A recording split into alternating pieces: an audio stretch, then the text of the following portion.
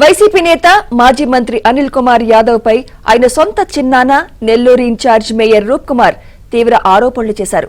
అనిల్ కు దమ్ముంటే డైరెక్ట్ రాజకీయాలు చేయాలని సవాల్ విసిరారు. తెర వెనుక రాజకీయాలు చేయడం మానుకోవాలని సూచించారు. అధికారంలో ఉన్నప్పుడు కోట్ల రూపాయలు వెనుకేసుకుని ఇప్పుడు క్యాడర్ ను వదిలేసి వెళ్లారని రూప్ కుమార్ ఆరోపించారు.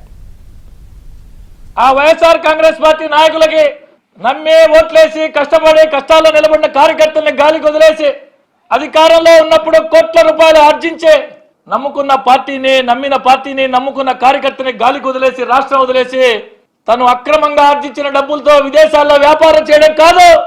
మగతనం ఉంటే రా రాజకీయం చేద్దాం. మగతనం ఉంటే రా. 2022లో ఆ రోజు విభేదించి బయటకు వచ్చాం. మగతనంగా రాజకీయం చేశాం. మగోడు రాజకీయం చేశాం. నమ్మిన పార్టీని నమ్ముకున్న కార్యకర్తను గాలికి వదిలేసి దాదాపు 2 సంవత్సరాలు అవుతుంది. అక్రమంగా ఆర్జించిన డబ్బుతో విదేశాల్లో వ్యాపారాలు చేసుకుంటూ ఇతర రాష్ట్రాల్లో కాపురాలు చేస్తూ గతంలో నేను చెప్పినట్టు తోలు బొమ్మలాటలో కేతుగాడిలాగా అప్పుడప్పుడు వచ్చిపోతూ అప్పుడప్పుడు వచ్చిపోతూ నేను ఒకడున్నానంటూ వెనకుండి చేయడం కాదు. రా.